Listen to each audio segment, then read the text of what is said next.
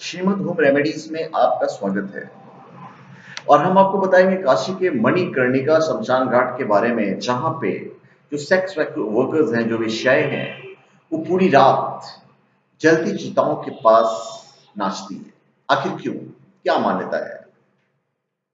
काशी के उस शमशान पर जिसके बारे में मशहूर है कि यहाँ चिता पर लेटने वाले को सीधा मोक्ष मिलता है और टैक्स भी देना पड़ता है। दुनिया का वो इकलौता शमशान है जहां चिता की आग कभी ठंडी नहीं होती है, जहां लाशों के आना और चिता का जलना कभी नहीं थमता। पर जब दहकती चिताओं के ठीक करीब डांस होने लगे तो आपको कैसा लगेगा? मातम के बीच तेज संगीत पर लड़कियां थिरकने लगे, और जब मौत की खामोशी डांस की मस्ती में बदल जाए तो फिर चौंकना लाजमी होता है। शमशान यानी जिंदगी की आखिरी मंजिल, और चिता यानी जिंदगी का आखिरी सच। पर जरा सोचें, अगर इसी शमशान में उसी चिता के करीब कोई महफिल सजा बैठे और शुरू हो जाए शमशान में डांस, तो इसे आप क्या कहेंगे? खामोश, गमगीन, उदास, और बीच बीच में चिताओं की लकड़ियों की झटकने की आवाज। अमूमन किसी भी शमशान का मंजर या माहौल कुछ ऐसा ही होता है।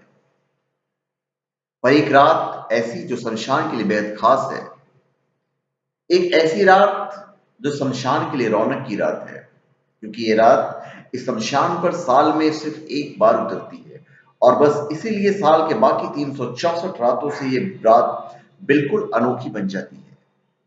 ये एक रात शमशान के लिए जश्न की रात है। इस एक रात में शमशान पर एक साथ चिताएं भी चलती हैं, और घुंघरुओं और तेज संगीत के बीच कदम भी थिरकते हैं। अब सवाल उठता है कि चिता के बीच ये डांस, ये मस्ती क्यों? क्यों इंसान को मरने के बाद भी चिता पर सुकून मयसर नहीं होने दिया जा रहा है? क्यों कुछ लड़कियां शमशान में चिताओं के करीब नाचती हैं? साल में एक बार एक साथ चिता और महफिल दोनों का ही गवाह बनता है काशी का मणिकर्णिका घाट। वही मणिकर्णिका घाट जो सदियों से मौत और मोक्ष का भी गवाह बनता है।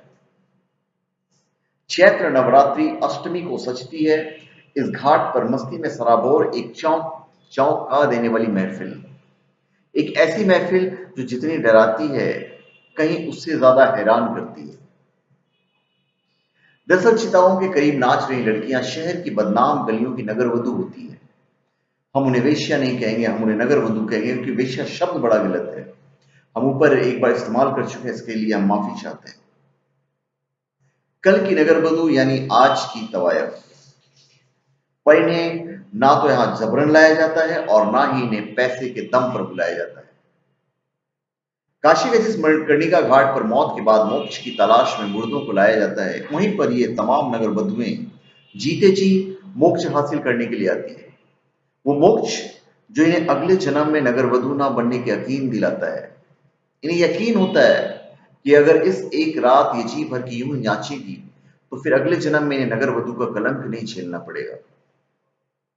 इनके लिए जीते जी मोक्ष पाने की मोहलत बस यही एक रात देता है। साल में एक बार ये मौका आता है, चैत्र नवरात्र के 8वें दिन, और इस दिन शमशान के बगल में मौजूद शिव मंदिर में शहर की तमाम नगर वधुएं इकट्ठा होती हैं और फिर भगवान के सामने जी भर के नाचती है। यहाँ आने वाली तमाम नगरवधुएं अपने आप को बेहद खुश नसीब मानती हैं। यह परंपरा भी सैकड़ों साल पुरानी है। लेकिन काशी के इस घाट पर यह सब कुछ अचानक यूं ही नहीं शुरू हो गया, बल्कि इसके पीछे एक बेहद पुरानी परंपरा है। शमशान के सन्नाटे के बीच नगर वधुओं के डांस की परंपरा सैकड़ों साल पुरानी है। मान्यताओं के मुताबिक आज से सैकड़ों साल पहले राजा मान सिंह द्वारा बनाए गए बाबा मशान नाथ के दरबार में कार्यक्रम पेश करने के लिए उस समय के जाने माने नर्तकियों और कलाकारों को बुलाया गया था। लेकिन चूंकि ये मंदिर शमशान घाट के बीचों बीच मौजूद था, लिहाजा तब के चोटी के तमाम कलाकारों ने यहां आकर अपनी कला का गौहर दिखाने से इनकार कर दिया था। लेकिन चूंकि राजा ने डांस के इस कार्यक्रम का ऐलान पूरे शहर में करवा दिया था, लिहाजा वो अपनी बात से पीछे नहीं हट सकते थे।